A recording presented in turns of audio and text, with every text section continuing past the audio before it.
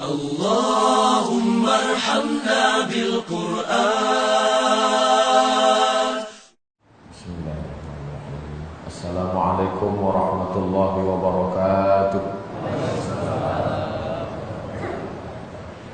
الحمد لله رب العالمين، والصلاة والسلام على أشرف الأنبياء والمرسلين سيدنا ومولانا محمد وعلى آله وصحبه ومن تبعه إلى يوم الدين.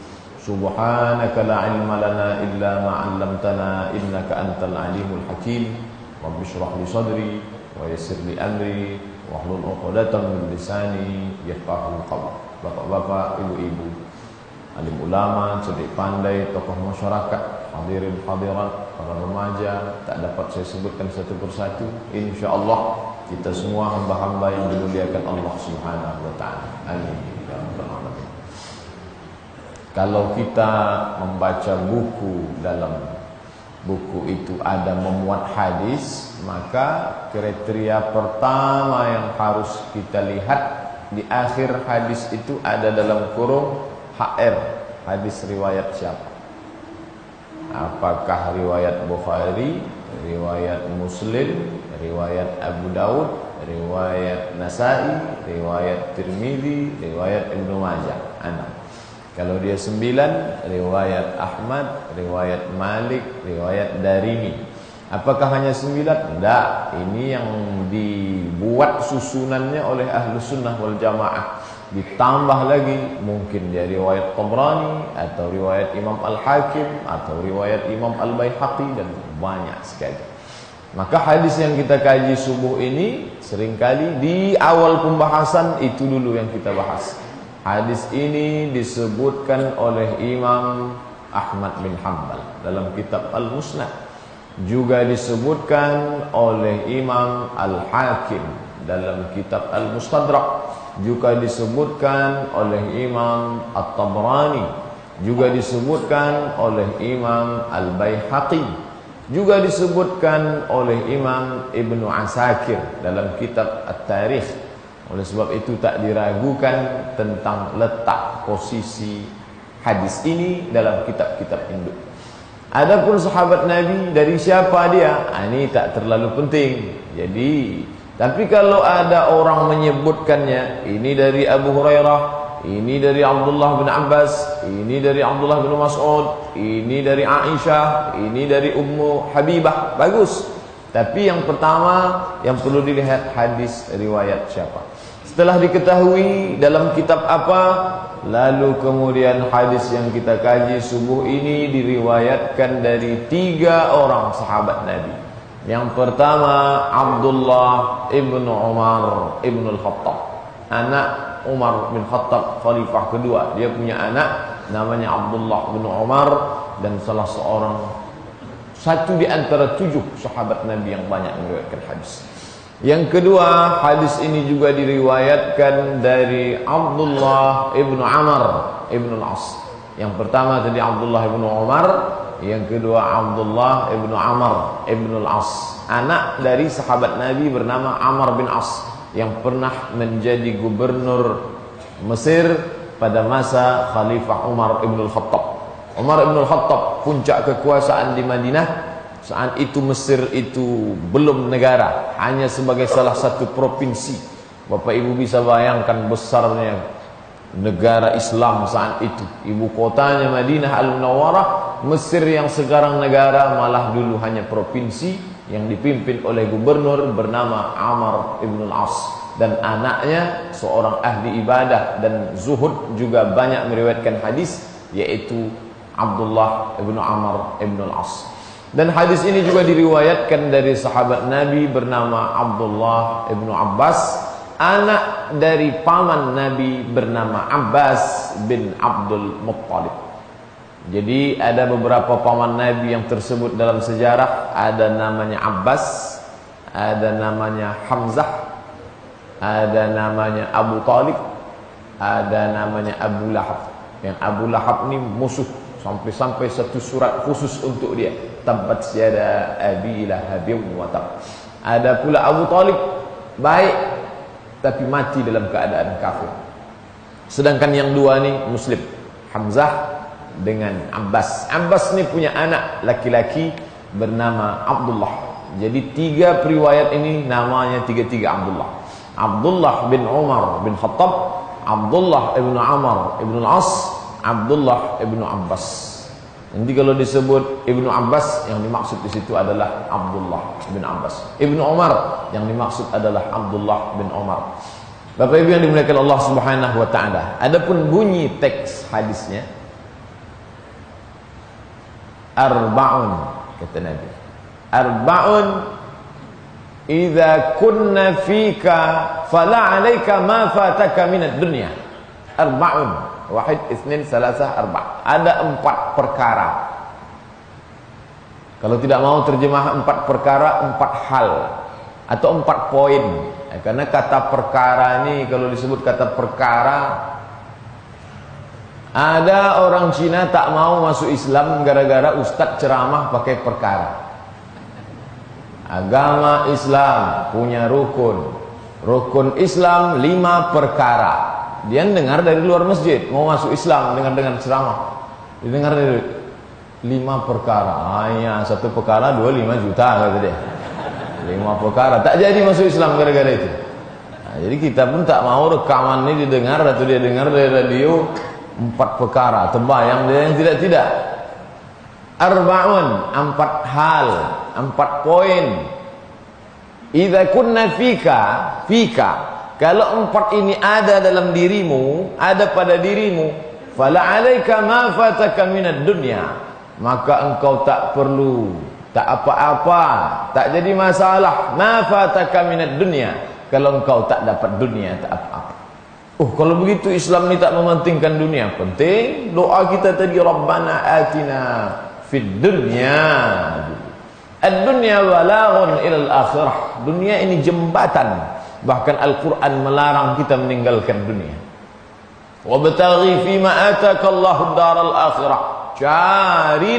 Carilah apa saja persiapan yang kau buat untuk daral akhirah. Carilah. Wala tansa nasibaka minad dunya. Tapi jangan lupa bagianmu dunia. Tapi kadang tak semua orang dapat dunia, sedih hatinya tak dapat dunia. Maka kata Nabi, arba'un, ada 4 perkara. Idza kunna fika, kalau dia ada pada dirimu, maka fala 'alaika ma fataka minad dunya, maka tak mengapa, tak jadi masalah andai kau tak dapat dunia sama sekali. Apa dia yang 4 itu? Ini yang akan kita kaji insyaallah. Yang pertama yang disebut dengan 4 ini, kata Nabi SAW, yang pertama adalah hifzu amanatin. Hifzu, menjaga. Amanatin sudah menjadi bahasa Indonesia. Amanah, menjaga amanah. Apa yang dimaksud dengan amanah itu? Kalau tetangga bapak ibu mau pergi keluar kota, karena hubungan dekat betul, sudah macam saudara kandung seperti sunnah, lalu kemudian ditinggalkannya lah kunci rumahnya ke tempat bapak ibu. Ini saya mau pergi nih seminggu, ada tugas penting, tolong tengok. Ya, baiklah. Setelah dia pulang, seperti sedia kala, tak ada kurang satu apapun, baik di luar maupun di dalam. Karena banyak juga di luar tak kurang, di dalam hilang. Ini tidak, apapun tak berkurang. Ini salah satu contoh model amanah. Amanah, iman, aman, berasal dari satu akar kata, a, mim, nun. Amanah, iman, aman. Kenapa dia dari satu akar kata? Karena kalau sudah dekat dengan orang yang amanah, maka kita pun merasa aman. Kenapa kita merasa aman? Karena ada iman, percaya.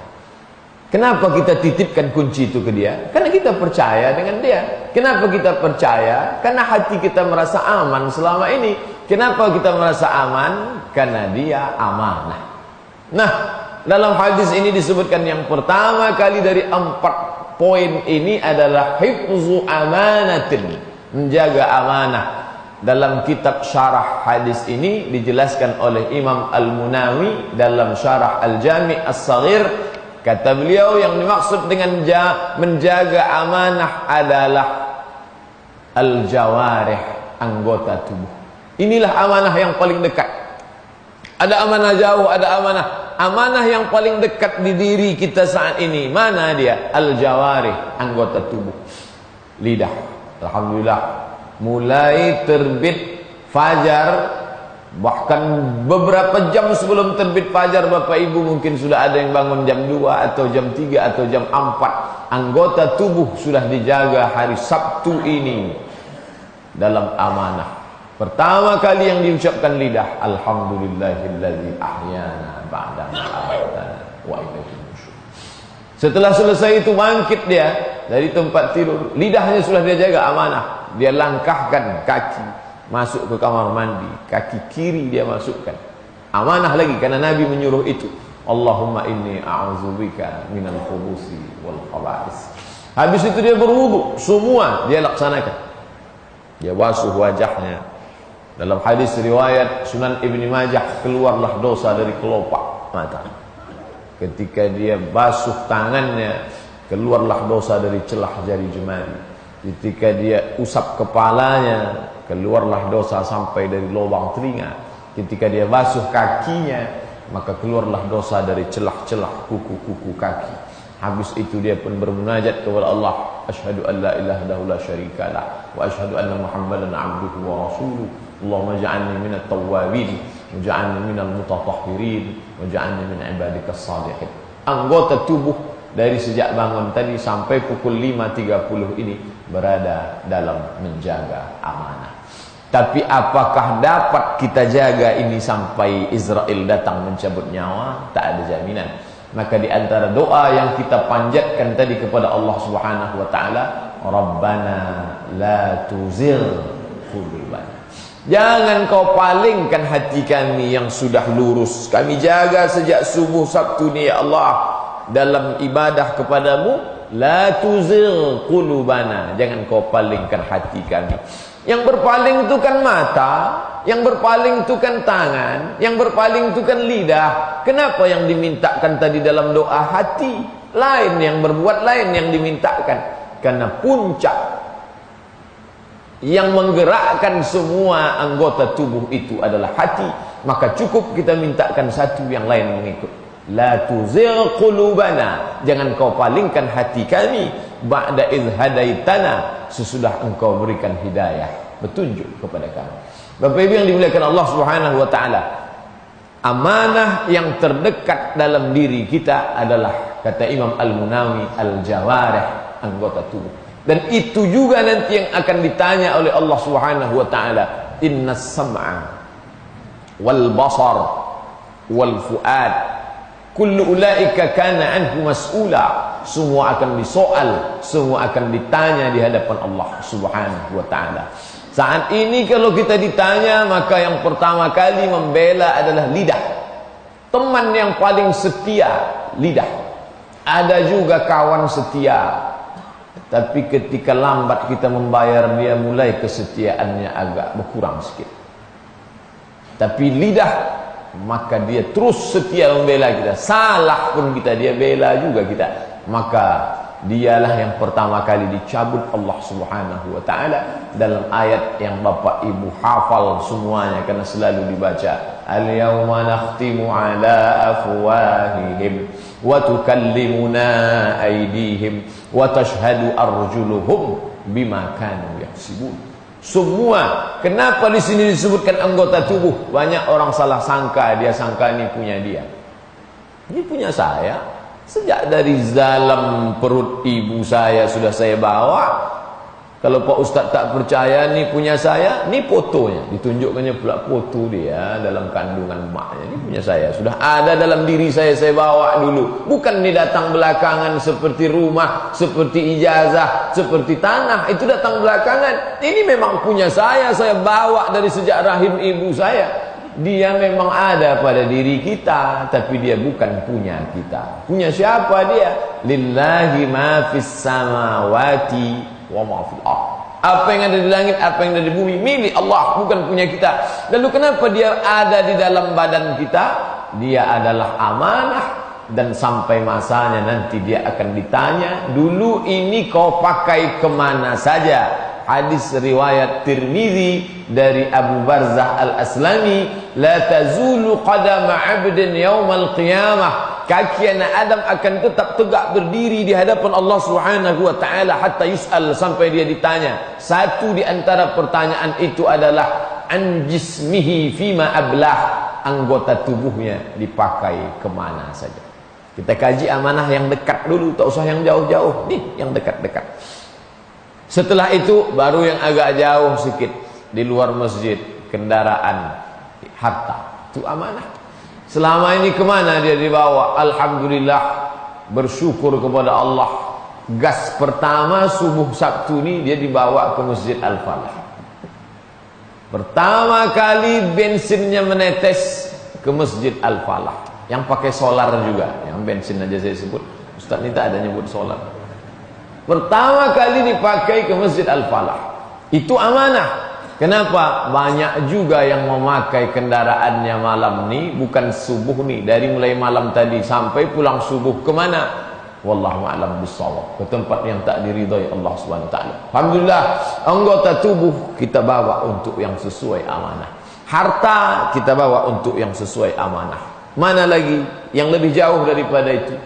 Yang mungkin istrinya tak ikut kemari subuh ni, ada di rumah, atau dia ikut kemari, alhamdulillah, atau karena satu dan lain hal, maka ini juga amanah, diminta pertanggungjawaban di hadapan Allah Subhanahu wa taala. Ketika seorang lelaki berjabat tangan dengan lelaki yang lain, satu calon mertua, satu calon menantu, saat itu mereka yang sebelumnya haram menjadi halal, yang sebelumnya tak boleh dilihat menjadi dibenarkan oleh Allah Subhanahu wa taala.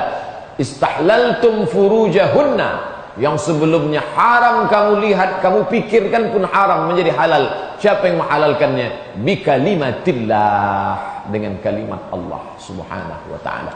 Tapi tak banyak orang yang memahami saat itu dia sedang memindahkan amanah. Yang selama ini aku menjaga dia, saat ini aku pindahkan kepada engkau. Maka dalam hadis dikatakan, kullukum ra'in, kamu pemimpin, wa kullukum mas'ulun an ra'iyatih, kamu akan ditanya, karena itu semua adalah amanah. Sebagaimana bapak ibu bertanya tentang yang bapak titipkan kepada orang yang menerima titipan, maka itu pun akan ditanya di hadapan Allah Subhanahu wa taala.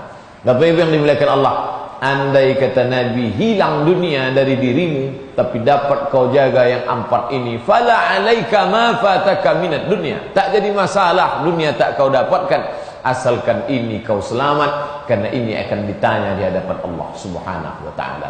Adapun dunia yang sempat kita jalani dalam usia 63 tahun, potong masa kanak-kanak 13 tahun, tinggal 50. Berapa lamalah 50 itu, begitu cepat waktu berlalu. Dulu nampak kita lagi dia anak-anak melompat-lompat, sekarang sudah menjadi ibu anak-anak.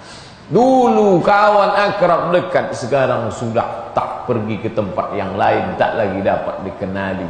Apa maknanya? Begitu cepat. Maka betul kata Nabi, andai kau hilang tak dapat itu, tak menjadi apa, kata Nabi, tak masalah. Fala alaika, tak mengapa, asalkan kau dapat yang ini. Kenapa? Karena berhasil menjaga amanah ini akan diminta pertanggungjawaban. Lulus dia, berapa kenikmatan yang dapat dia rasakan, khalidina fiha abada. Tapi jangan lupa, gagal pada amanah ini, apa yang akan dirasakan? Andai masuk dalam azab, diletakkan di bawah tapak kakinya, yaghli biha dimaruhu, mendidih otak di kepalanya, berapa lama dia rasakan? Khalidina fiha abada, kekal juga selamanya. Oleh sebab itu ketika sampai subuh ini kita masih hifzu amanah, menjaga amanah, maka ini nikmat besar yang tak dapat kita balaskan kepada Allah kecuali dengan ucapan alhamdulillah. Itu pula cara Allah Subhanahu wa taala. Andai tak dapat kau balas, maka paling tidak mengucapkan alhamdulillah, syukur kepada Allah Subhanahu wa taala. Apalagi amanah yang dititipkan Allah, kekuasaan, jabatan, berapa lama dititipkan Allah? Bisa jadi satu periode 10 tahun, atau 2 kali, 5 tahun, 10 tahun, berapa lama dia dititipkan Allah SWT. Tu'izzu man tasya', kalau kau mau kau angkat setinggi-tingginya, wa tudzillu man tasya', tapi kalau kau mau kau jatuhkan serendah-rendahnya. Orang beriman dia tak penting mau tinggi mau rendah, karena dalam pikiran dia, kalau itu kau titipkan ke tanganku ya Allah, aku akan pakaikan itu untuk menolong agama. Bapak Ibu yang dimuliakan Allah Subhanahu wa taala, sekarang kita mengenal istilah wireless. Tak pakai wire lagi. Saya ini masih pakai wireless. Tapi sudah dikenal wireless, tak pakai wire.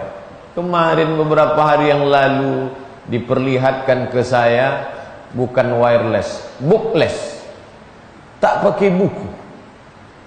Saya kuliah di institut namanya Darul Hadis, Darul Rumah Hadis, Rumah Hadis. Karena itu dulu rumah orang kaya. Orang kaya ini termasuk yang hifzu amanah. Datanglah dia menghadap Raja Maroko namanya Hasan II. Hasan II ini anak Muhammad V. Muhammad V ini anak Hasan III. Anak dari Abdullah. Hasan II anak dari Muhammad V, anak dari Hasan I. Nah, jadi Hasan I punya anak Muhammad V, Muhammad V punya anak Hasan II, Hasan II ini punya anak Muhammad VI, Muhammad VI ini punya anak Hasan III. Jadi kalau mau tak susah mengingat namanya, ini salah satu jurus juga dikasih orang Maroko. Raja yang sekarang Muhammad VI, ayah dia Hasan II, ayah Hasan II itu Muhammad V. Datanglah si orang kaya ini menghadap ke Hasan II. Kata dia, Raja Hasan, saya punya rumah nih besar, ada tamannya, cantiklah, villa. Aku wakafkan rumah ini kepada engkau, tapi khusus untuk mengkaji satu saja. Mengkaji apa? Mengkaji hadis. Maka dibuatlah itu menjadi Darul Hadis, rumah hadis. 2 lantai kecil saja. Lantai bawah untuk perpustakaan, lantai atas untuk belajar hadis. Menerima mahasiswa setahun 20 orang. 15 orang Maroko, 5 orang orang asing. Salah satunya masuklah saya tahun 2004. Jadi di antara yang 20 itu saya yang paling pesek di situ. Yang satu punya harta, amanah. Yang satu punya kuasa, amanah. Berjumpa harta dengan kuasa, dibuatlah Darul Hadis, menerima siswa. Kita pun dapat kecipratan jatah untuk meraih ilmu itu. Tapi kami masih pakai buku. Kalau Bapak Ibu masuk ke Darul Hadis, buku banyak. Ini saya diperkenalkan dengan perpustakaan bookless. Ini nanti tak pakai buku lagi Pak Ustaz. Jadi cemana mau bacanya? Di depan dah ada layar besar. Mau menengok buku, tinggal klik saja. Nanti menengok dari jauh, buka halaman itu cukup begini saja. Mau menengok bukunya, tarik begini. Mau nyimpan bukunya, lemparkan begini. Luar biasa. Ini perpustakaan ini dibuka di lantai bawah Masjid Islamic Center Pasir Pengarayan, Rokan-Hulu. Akan menerima mahasiswa baru tahun 2015 bulan Juni. Sebanyak Darul Hadis hanya menerima 20 orang. Sekolah tinggi ilmu Al-Quran ini akan menerima 100 orang. Jadi berlipat-lipat. Kami masih menengok buku. Di sana tak pakai buku lagi. Jadi langsung saja. Oleh sebab itu maka ketika berjumpa harta dengan kekuasaan, maka tertolong agama Allah, tapi dengan syarat ada amanah di dalamnya. Ini sekedar sampel contoh. Bapak Ibu yang mau membuat yang lain, kalau Pak Ustadz bercerita tentang perpustakaan bookless, kami akan membuat les yang lain. Bisa saja macam-macam. Tapi jangan pula saking les semuanya tak ada, apa pun tak ada sama sekali. Ini maknanya tetap kita wujudkan dalam bentuk yang nyata. Bapak Ibu yang dimuliakan Allah Subhanahu wa taala, hifzu amanatin, menjaga amanah. Yang kedua, Kata Nabi SAW, wa sidqu hadithin. Sidqu, ini yang selalu kita ucapkan selesai membaca Quran. Sadaqallahul azim. Sadaqa, benar. Orang yang benar itu bergelar Siddiq. Abu Bakar As-Siddiq. Sidqu hadithin, yang pertama tadi hifzu amanatin, menjaga amanah. Yang kedua sidqu hadithin, benar hadis cerita. Ceritanya benar, cakapnya betul, tak membuat-buat cakap. Inilah yang sekarang yang payah nih. Kata orang, beda kalau meninggalkan duit sama cerita. Kalau cerita sejengkal, itu panjangnya kita tinggalkan agak 2 hari, bisa semeter, bisa 1 kilometer. Tapi kalau duit kita tinggalkan 1 juta, insya Allah 1000 perak pun tak bersisa lagi. Apa maknanya? Yang kedua ini, sidqu hadithin, cerita yang benar. Sekarang ini cerita banyak tak benar. Sampai-sampai balik ke Hasan II lagi, anak dari Muhammad V.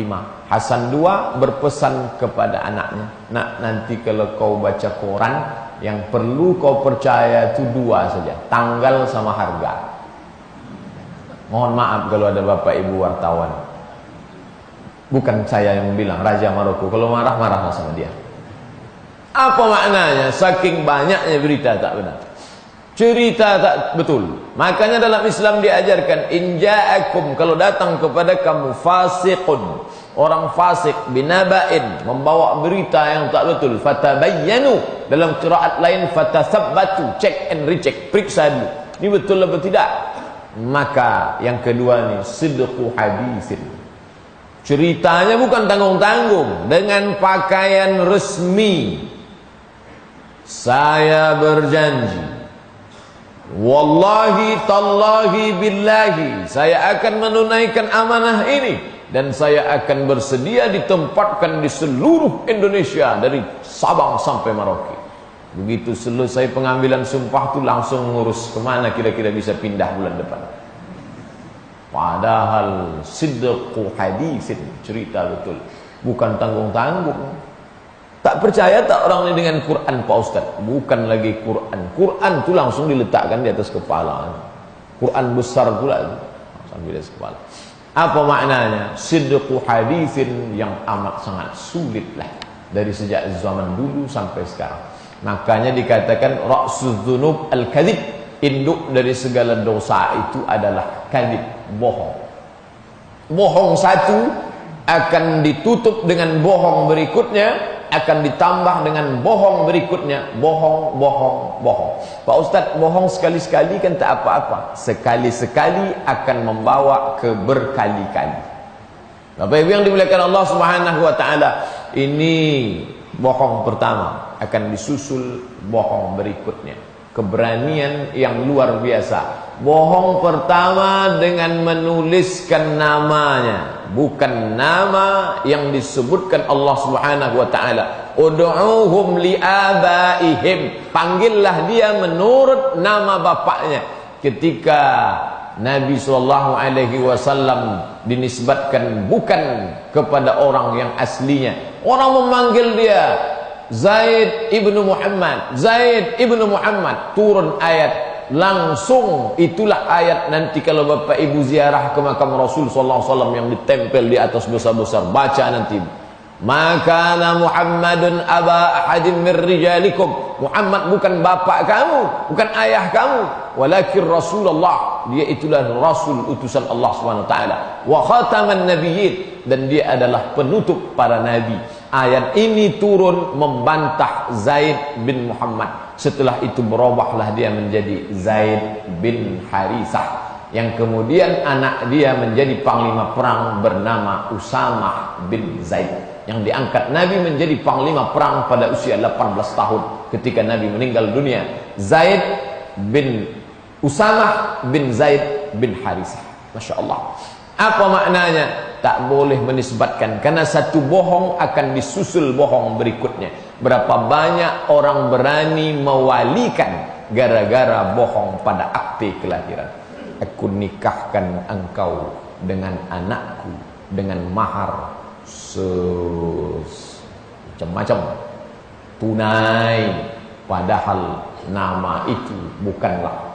Padahal dalam hadis dikatakan, ayyuma mar'atin, setiap perempuan nakahat bi ghairi izni waliha, berani menikah bukan dengan izin walinya, fanikahuha, 3 kali kata Nabi, fanikahuha batil, fanikahuha batil, fanikahuha batil, nikahnya batil, nikahnya batil, nikahnya batil.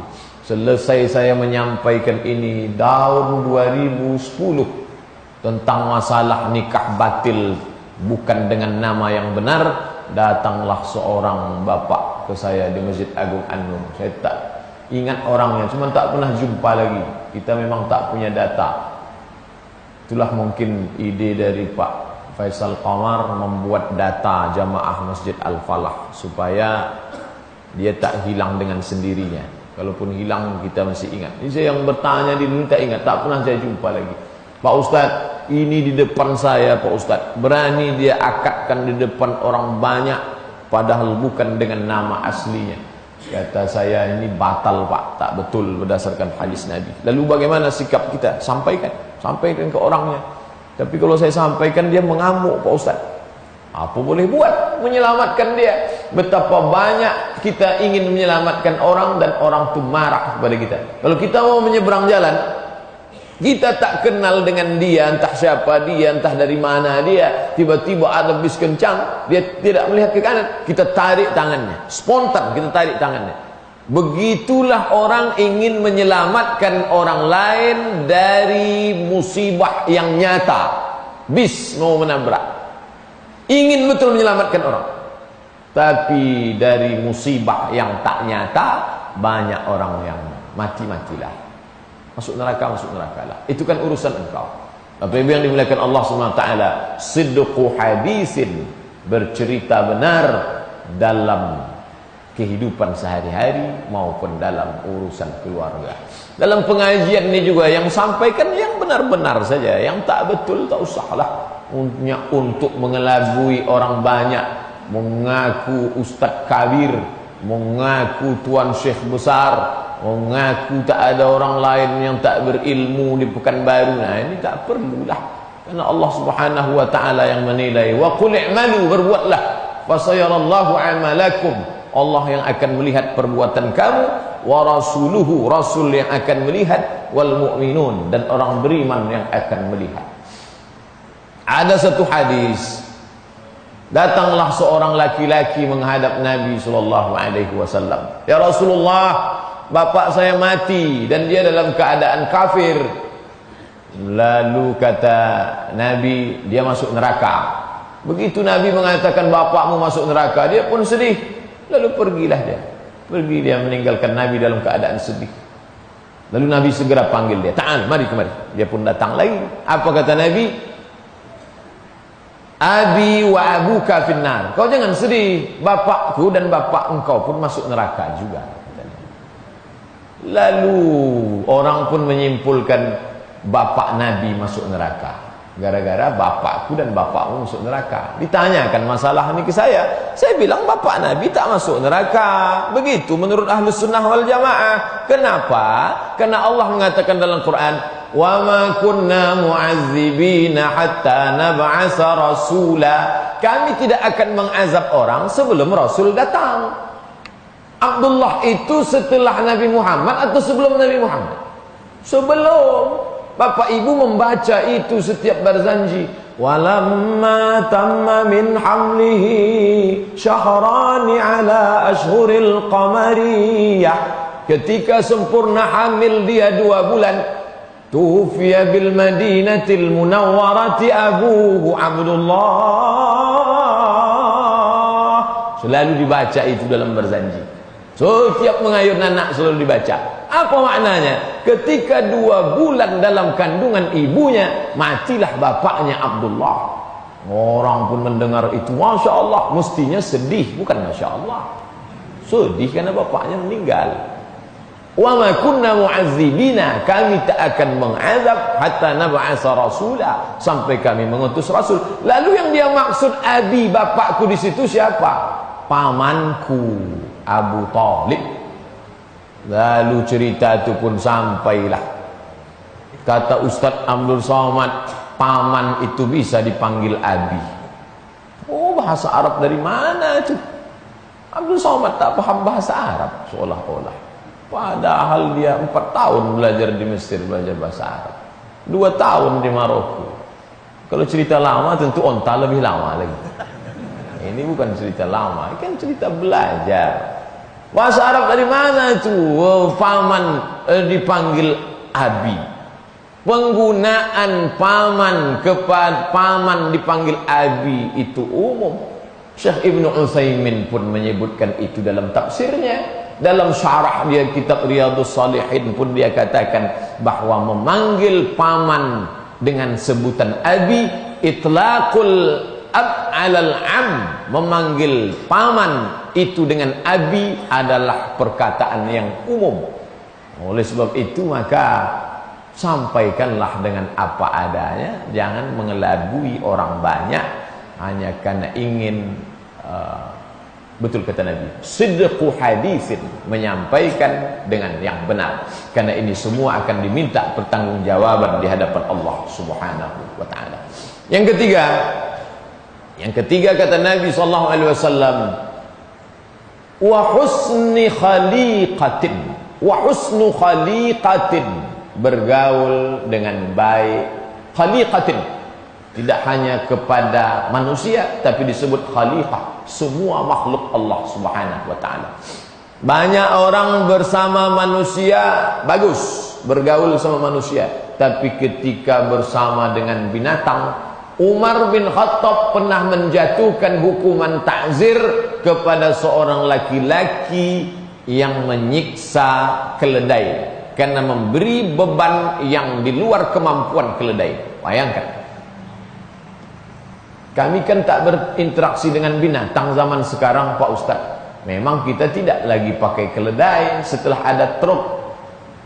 Kita tidak lagi pakai kuda setelah ada kendaraan bermotor. Tapi banyak orang masih memelihara binatang, tidak dia pedulikan makannya.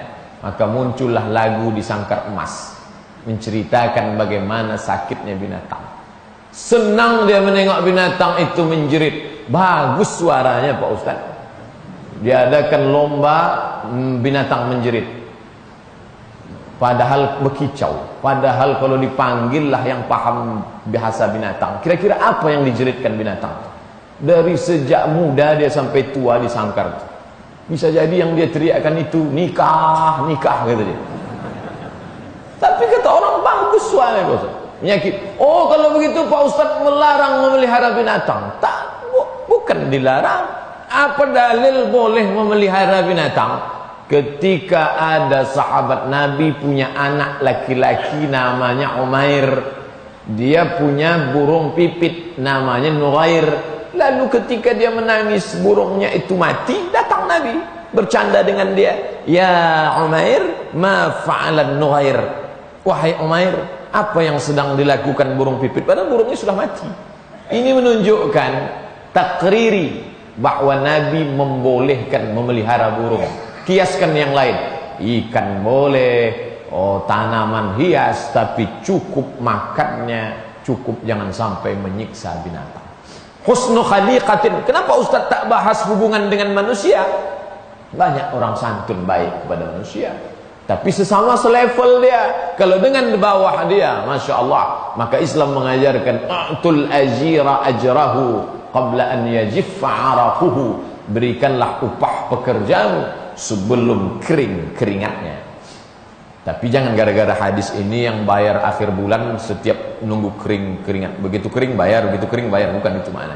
Disegerakan pembayarannya. Kalau biasa akhir bulan, ya di akhir bulan. Apa maknanya? Jangan sampai menzalimi orang. Maka Nabi SAW mengajarkan wa husnu khaliqatin, berbuat baik kepada makhluk Allah Subhanahu wa taala. Betul kata Umar bin Khattab, kalaulah bukan karena 3, sudah lama aku ingin meninggalkan dunia dan isinya ini. Salat, baca Quran, dan berjumpa dengan orang-orang saleh. Ketika dunia ini terasa sempit, saat itu dia mengadu kepada Allah, wajjahtu wajhiya lillazi fataras samawati wal arda hanifan musliman wa ma ana minal musyrikin. Di sujud terakhir itu dia menemukan ketenangan yang luar biasa karena semua bebannya tumpah di hadapan Allah Subhanahu wa taala. Lalu kemudian dia mendapatkan ketenangan ketika dia membaca Quran. Innaka laminal mursalin ala siratim mustaqim. Mendatangkan ketenangan dalam batinnya. Kemudian kapan batinnya tenang? Ketika berjumpa dengan orang-orang saleh. Berjumpa dengan jamaah Al-Falah. Apa kabar? Masya Allah. Berjumpa besok subuh Ahad di masjid. Nanti malam pula berjumpa dalam masjid bersama Dr. Afrizal Nur mengkaji, mengkritisi tafsir Al-Misbah. Besok subuh ketemu lagi di majelis Dr. Mustafa Umar. Masya Allah, berjumpa dengan itu yang mendatangkan ketenangan batin. Maka dalam hadis dikatakan, fala alaika ma fataka minad dunya. Tak mengapa kalau kau tak mendapatkan dunia selama yang empat, dan satu di antara yang empat itu adalah husnu khaliqatin, menjalin hubungan baik. Bapak Ibu yang dimuliakan Allah, dunia ini tak pernah berubah dari sejak zaman Nabi Adam sampai Adam Smith. Dunia ini begini-begini saja, tak pernah melapang, tak pernah menyempit. Tapi ketika hubungan kita baik dengan banyak orang, dunia ini terasa lapang. Ketika kita banyak merusak hubungan dengan orang, dunia ini terasa sempit. Mau ke pengajian tak jadi, mau keluar rumah tak jadi, mau pergi ke sana tak jadi. Kenapa? Karena terlalu banyak musuh. Maka muncul ungkapan musuh keliling pinggang, saking banyaknya. Maka dunia ini terasa sempit. Oleh sebab itu kata Nabi, husnu khaliqatin, menjaga hubungan baik dengan sesama manusia.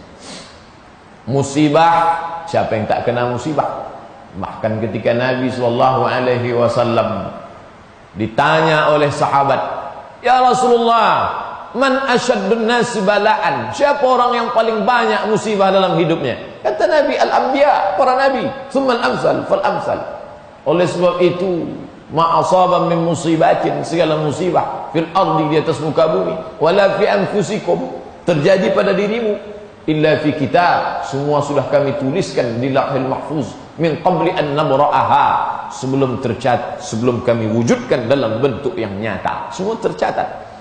Oleh sebab itu ketika terjadi, tapi bukan karena ulah perbuatan diri sendiri, tapi memang niat baik, buat baik, laku baik, datang yang tak menyenangkan hati, ini memang sudah takdir Allah Subhanahu wa taala. Maka dunia akan terasa sempit kalau tak ada hamba-hamba Allah. Tapi ketika husnu khaliqatin, menjalin hubungan yang baik, maka Allah Subhanahu wa taala mendatangkan kelapangan dalam hati orang yang beriman. Bapak Ibu yang dimuliakan Allah Subhanahu wa taala, saya pun dalam perjalanan hidup mengalami hal-hal, tapi ketika husnu khaliqatin, dengan Masya Allah jamaah menjalin hubungan yang baik, datang telepon ke saya, Pak Ustadz, katanya STNK Pak Ustadz sama SIM ditahan Pak Polisi, Bos. Oh sudah dapat beberapa hari yang lalu. Katanya Pak Ustadz perlu ini Pak Ustadz. Oh tidak. Berapa malam yang lalu makan saya di rumah makan, hujan lebat. Selesai itu pas mau pulang, Pak Ustadz tidak usah dibayar. Kenapa? Saya bilang, tadi ada orang yang membayarkan. Di mana dia? Di sudut itu. Terus orangnya sudah pergi, entah kemana, Bos. Saya kalau yang membayarkan tuh orangnya nyata, di alam nyata, itu selalu ketemu. Tapi ini di alam gaib, tak nyata orangnya, entah di mana. Masuk ke kendaraan, saya ucapkan alhamdulillah. Sampai sekarang tak nampak orang. Alhamdulillahirabbil alamin, wassalatu wassalamu ala asyrofil anbiya'i wal mursalin. Allah panjangkanlah umurnya. Karena kata Nabi, man ahsana ilaikum, siapa yang berbuat baik kepada engkau, fakafi'uhu, balaslah dia. Kalau kau tak sanggup balas, fad'uhu lahu, maka doakanlah dia. Jadi, tak sanggup kita balas. Kalau nampak orangnya kan bisa kita balas. Besok kita ajak pula dia. Kalau kita tak bisa balas, maka kita doakan dia, entah di mana dia berada, panjang umurnya, murah rezekinya, disehatkan badannya, mati dia dalam istiqamah iman dan Islam. Maka dunia yang sempit terasa lapang. Kenapa? Husnu khaliqatin, ketika hubungan baik jalankan sesuai dengan tuntunan Allah Subhanahu wa taala. Yang terakhir, yang keempat, apa kata Nabi sallallahu alaihi wasallam? Wa iffatun fi tu'matin. Iffatun, menjaga diri, fi tu'matin, dalam hal tu'mah, makanan. Penjelasan menjaga diri tentang makanan ini dua dalam penjelasan Imam Al-Munawi. Yang pertama, menjaga diri dari makan yang haram. Yang pertama, menjaga diri dari makan yang haram, bendanya haram. Nah ini insya Allah kita tidak, karena kita tak makan, kita selalulah melihat dulu ada tak label halal yang dikeluarkan oleh LP-POM dan Komisi Fatwa MUI. Ini kami tak makan Pak Ustaz. Kenapa orang Islam itu disuruh makan binatang yang halal? Karena ternyata binatang itu berpengaruh terhadap kepribadian. Kalau Bapak Ibu nanti tengok ada orang yang bawaannya mau menyeruduk saja, itu mungkin banyak dia makan babi. Binatang berpengaruh terhadap kepribadian. Tapi dia makan kambing Pak Ustaz, kenapa menyeruduk juga? Mungkin kambing tapi tertutup matanya, jadi bawaannya pun begitu juga. Oleh sebab itu, maka yang pertama adalah menjaga makanan haram tak masuk. Untuk yang benda haram ini banyak orang sanggup menjaga. Yang sulit itu bendanya halal tapi dibeli dari materi yang haram. Kalau dia termakan bagaimana Pak Ustaz? Ketika Abdullah bin Umar memakan korma pemberian seseorang, setelah itu datang orang lain. Apa kata dia? Hai Abdullah bin Umar, yang kau makan itu kurma syubhat, sementara sudah tertelan setengah, dikoreknya lagi, dia muntahkan. Karena dia takut kurma itu masuk ke dalam badan, lalu berubah menjadi darah, darahnya berubah menjadi daging, dagingnya membalut tulang, dan tulang itu dengan dagingnya dibawa berdoa. Lalu kemudian apa kata Nabi SAW? Mat'amuhu haram, makanannya haram. Malsyrabuhu haram, minumannya haram. Malbasuhu haram, pakaiannya haram. Wa ghudhiya bil haram, diberi makanannya haram. Anna yustajabu lah, apakah mungkin doanya dikabulkan Allah Subhanahu wa taala? Allah taala mengharamkan mengabulkan doa dari lidah yang memakan yang haram. Lidah itu yang dipakai makan haram, lidah itu juga yang dipakai berdoa. Allahumma hadina fiman hadait, amin. Rabbana atina fid dunya hasanah wa fil akhirati hasanah wa qina adzabannar. Lidah itu yang dipakai berdoa, lidah itu juga yang dipakai makan haram. Kecuali lidahnya dua, satu makan haram, satu berdoa. Itu lidah itu yang dipakai berdoa, lidah itu juga yang dipakai makan haram. Maka kata Nabi yang keempat adalah wa'iffatun fi tu'matin, menjaga makanan. Masuk dia ke dalam badan, berubah menjadi darah daging. Ayyuma lahmin, setiap daging nabata min haramin, kalau dia tumbuh dari yang haram, fannaru aulabih, tempatnya adalah api neraka. Maka kata Nabi, kau dapat pun dunia, tapi kau dapat dari yang haram, maka tak ada gunanya. Tapi kalau kau tak dapat dunia, fala alaika, tak menjadi mengapa, ma fataka minad dunya. Kalau kau tak dapat dunia tapi kau jaga wa'iffatun fi tu'matin, menjaga makanan. Ini sulit. Bapak Ibu yang dimuliakan Allah SWT, maka kita hindarkan dari makan haram. Kan yang penting keluarkan 2,5% Pak Ustaz. Ini perlu diluruskan. Karena banyak juga orang berpemahaman asalkan dikeluarkan 2,5% jadi halal. Dianggapnya zakat itu money laundry. Ini hanya membenarkan ucapan orang kafir orientalis yang menuduh Nabi Muhammad perampok, lalu untuk menghalalkannya keluarkan 2,5%. Apa bedanya? Belikan ke karpet masjid, belikan ke semen agak 2 sak, habis itu sisanya bawa ke Makkah, tawaf sa'i umrah, menangis di pintu Ka'bah. Labbaik Allahumma labbaik, labbaik la syarika laka labbaik. Datang malaikat menyambut dari atas. Apa kata malaikat? Wa qala munadin minas sama', berkata malaikat dari langit, la labbaik wa la sa'daik. Kau tak dapat panggilan Allah dan kau tak dapat kebahagiaan karena kau berangkat dari harta yang haram. Oleh sebab itu dalam hadis ditegaskan, innallaha thayyibun, Allah itu maha baik, maha suci, maha bersih, la yaqbalu illa thayyiban, dia tidak menerima kecuali yang baik-baik dan yang suci-suci. Maka masuk ke mulut yang baik. Maka salah satu sebab kenapa berat beribadah, makanan halal. Halal menurut pandangan zahirnya. Tidur sudah diatur, jamnya 2 sudah jam dipasang. Kenapa berat juga? Salah satu penyebabnya adalah makanan yang haram. Bapak Ibu yang dimuliakan Allah SWT, itulah kenapa para nabi, para ulama amat sangat takut memakan yang haram.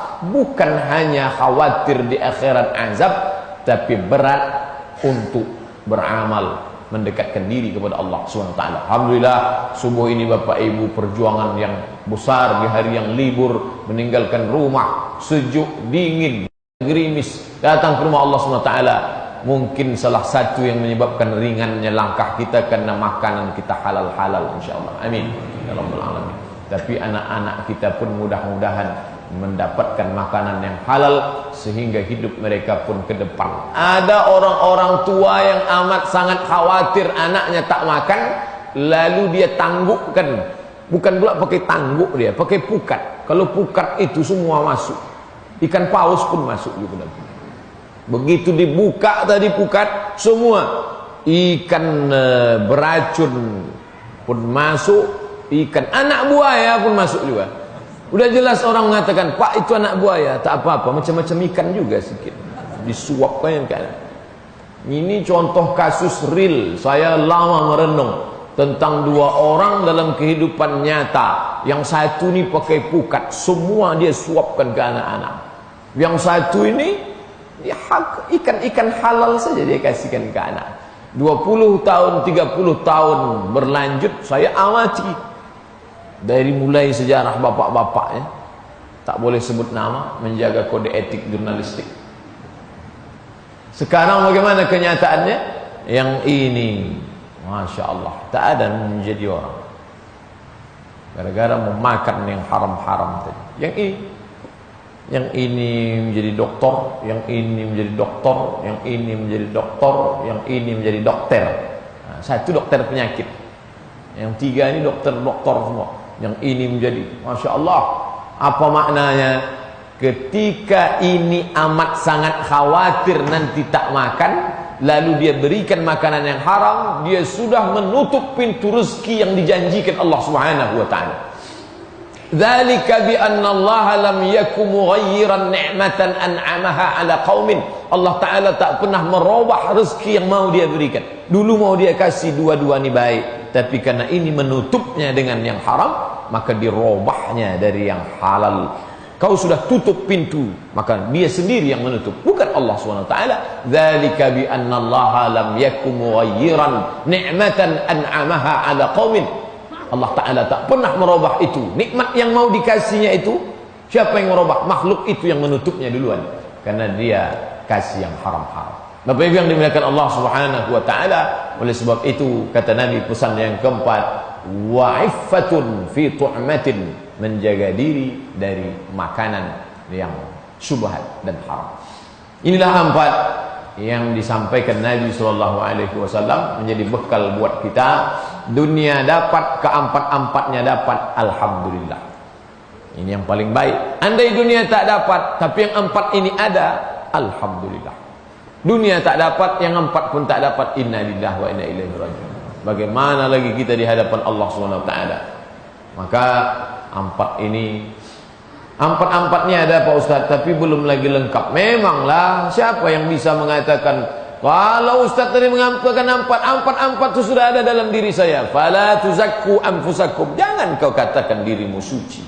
Kita selalu mengatakan lidahku belum benar, amanah belum bisa kujaga dengan baik, lidah aku belum benar sepenuhnya, hubunganku dengan orang masih banyak yang rusak, dan makananku pun aku masih ragu ya Allah. Maka hari ini kita sedang mengukur diri kita bahwa sebenarnya kita belum ada apa-apa kalau diceritakan tentang 4 yang lebih baik daripada dunia dan seisi. Itu yang dapat saya sampaikan pada kesempatan kali ini. 54 menit 53 detik, mudah-mudahan ada manfaatnya. Terima kasih atas segala perhatian Bapak Ibu, mohon maaf atas segala kesilapan. Ada hal-hal yang ingin ditanyakan, kita akan bahas dalam tanya jawab insyaallah. Terima kasih. Wassalamualaikum warahmatullahi wabarakatuh.